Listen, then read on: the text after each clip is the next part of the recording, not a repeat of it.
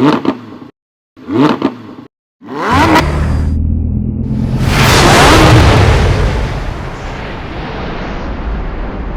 guys, welcome back to Epic Cars, and today we're going to work on another project that I've been alluding to over the last few videos. Is this Willys.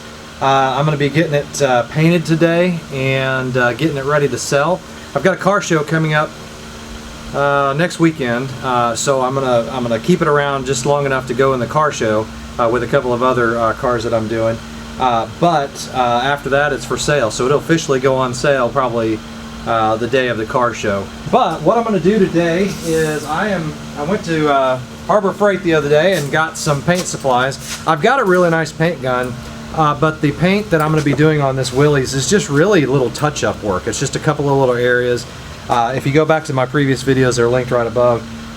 You saw that I did some Bondo work over on that passenger side fender, and then just a couple of areas all the way around the car. It's just got a little bit of nicks and things like that.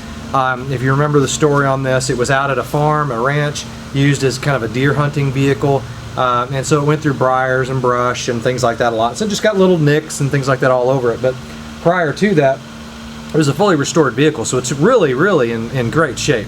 Like I think now it's got 446 miles on it since the restoration, because I've been driving it around a little bit around town lately. But runs great, drives great. It just got a little bit of cosmetic issues that I'll touch up with the paint. And so I went to Harbor Freight and said, well, I don't need my big spray gun. What do I need to use instead? So I was looking around and just found this 4-ounce adjustable detail spray gun. I think this thing was like $9. Really cheap.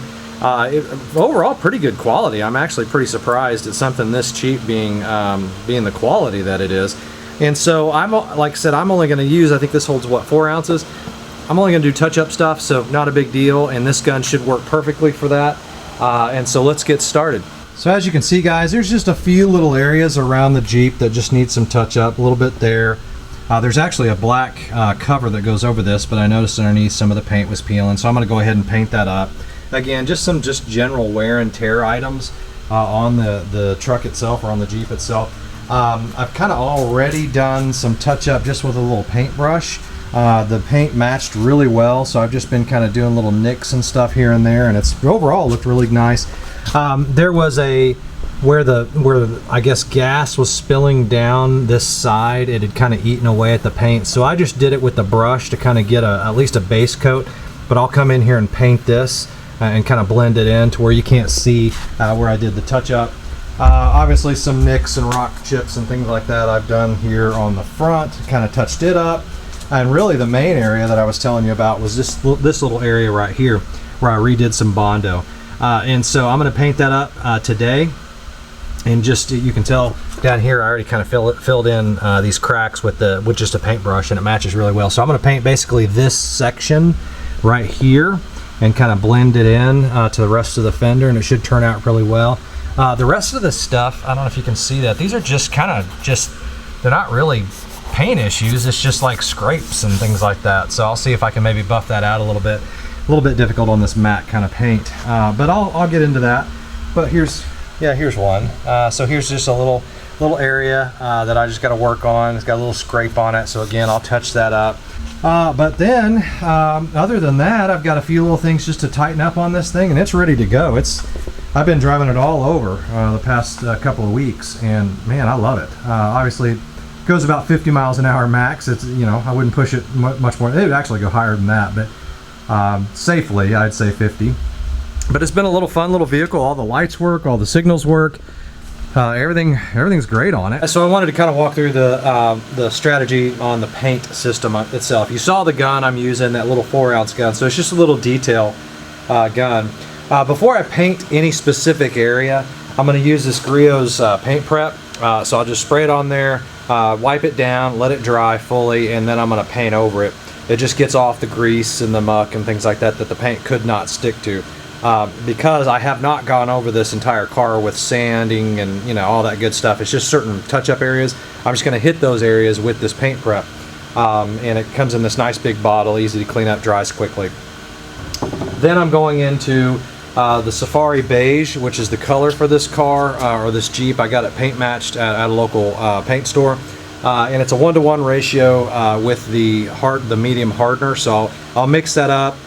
Probably 2 ounces of this and 2 ounces of this, because it's a 1-to-1 ratio, to where I have 4 ounces for the actual gun can itself. Because remember, it's just that little detail cup or detail sprayer that I got from Harbor Freight. So nothing big there. And then we go into, this is, I've already put some primer and things like that over the areas that I'm going to be painting that have a lot of body work. And then so I've sanded that down, wiped it off, tacked it off. Then I'm going to put the paint prep on it just to make sure it's nice and clean. And then I'm going to go ahead and shoot it with the gun, and we'll see how it works. Just wanted to show, I went ahead and taped off some of the items, the bumper, which is black, and some of the tail light areas, and then the Willys, that was black. They had little cleats here that I took off. Those are black because I am going to paint the top of this tailgate. And then you can see where the chain's been rubbing. I've got a little bit of rub mark so far, so I'm going to paint all that too. Then I'm going to move into the inside, just kind of paint these fender wells. I've decided not to do the floor. I think I could, but it's real dirty. I need to wash it, and so it's just really not going to stick that well. So I'm just going to do these inner fenders, get those up and running. Like I said, just touch up the tailgate a little bit. Got a little bit of areas down there, so I'm not too much worried about overspray because this is a pretty controlled gun. But I wanted to at least tape off some of the things. I don't think I'm going to get too close to this, so I'm not too worried about it. And if I do, I can take it off and just Brillo pad it or something and get that off if I need to, but not a huge deal. I'm going to hit these areas right here, where it's just kind of been chipped and so forth. I went ahead and got it hooked up to my air compressor, and I just don't have any fluid in here, don't have any paint, anything like that. And I'm just kind of playing with the gun, trying to figure it out. I mean, I guess I could read the instructions, but who likes to do that, right? So there's an air adjustment knob down here on the bottom that I figured out if you screw it in, kind of gives you light air. If I screw it out, gives you heavy air. So it's almost like an air pressure regulator right here built in, because this thing did say that it's supposed to operate at about 30 psi. Well, my air compressor, I don't know what happened, the knobs broke or something, and I think it's like pegged at 125. I mean, it's way up there. So thankfully I can adjust the air pressure with this knob, and I don't have to worry about getting a separate air regulator that goes on my hose here. I can kind of just mess with it here and just see what happens. Plus it's going to help me with my overspray. As you can tell, I did go ahead and put the cover on the M just to be sure, closed up all the doors. I've got a couple of fans on, but they're blowing this way towards the vehicle to keep any overspray away from the other vehicles in the garage. And I think I can do it, but we'll just try it and see how it works. Again, never used this gun before, so I'm not really sure. But with the fine detail that I'm doing on this car, I don't think it's going to be a big deal. Okay, so I just went ahead and went to the 1 on this cup for the paint, and then added another 1 to get to the 2, mainly because it was, I started kind of pouring it in there. I was like, man, that's probably enough for just the little job that I'm doing here. So I'm mixing it up. So I've got the hardener mixed along with the paint itself, just giving it a really good thorough mix. We'll load it in the gun, and then we'll get to painting. Okay guys, I got it loaded in the gun, and I didn't make too much of a mess. I got a little bit on me, but not too bad here. Well, I say that. I got a lot of mess coming out because this gun is leaking. So I'm gonna hurry up and try to figure out what the heck's going on here. Looks like it's a little screw. It's right where the needle goes in to the tip. And of course this wrench they supplied for some reason doesn't fit. Well, that's nice. So I've got all the paint in there and it's leaking. Okay, so let's try this again. I thought I was going to be nice and clean, but I guess not. So let's take this paint back out. I hate to do this because I don't want to get a lot of air bubbles in it, but I'll just let it sit. Well, now what do I do? Got the lid on too tight. Nice. This whole thing's nice. Okay, so here's what I'm going to do. I'm going to say screw it and just use a rag, and we'll get through it.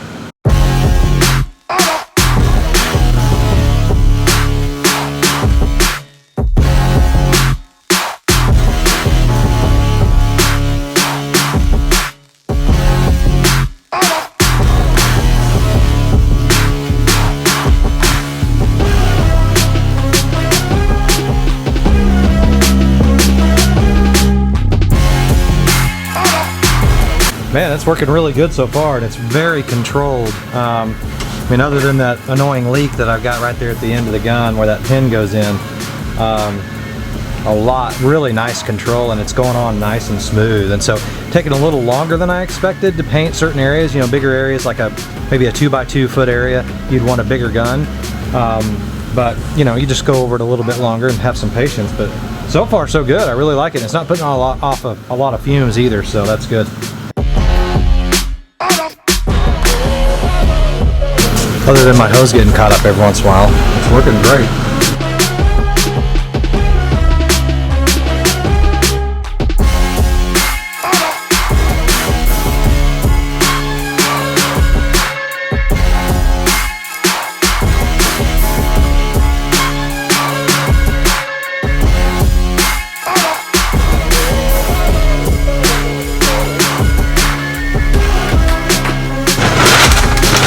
Guys, I am really impressed with this thing, especially on a job like this.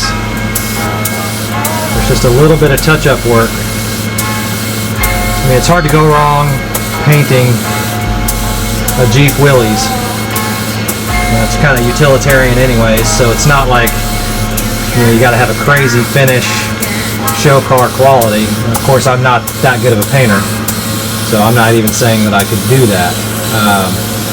But for a guy that's just trying to kind of get it looking a little bit better, a little bit beat up over the years, this is perfect. You can tell how long it takes me to kind of paint a certain section. Again, it's on a very low air pressure. The tip is a 0.6, if that means anything to anybody. So I imagine that's a pretty small tip. Kind of like a model paint gun, a little airbrush gun. And so it's very controlled. And very smooth. I mean, I'm just amazed at the control I'm able to have with this and not get a bunch of overspray. Like this is a perfect example. There's hardly anything on this chain cover. I'm gonna go ahead and let that set there. But it's just very controlled. Now I gotta figure out what's going on, why I'm getting this leak up here by the gun. Or the tip here, but for like 13 bucks, it may have been $9, guys. I can't remember. It was on sale or something. Just go get another one. I mean, heck, it even kind of begs the question: do you even clean this thing afterwards? You know, that's the most annoying part, in my opinion.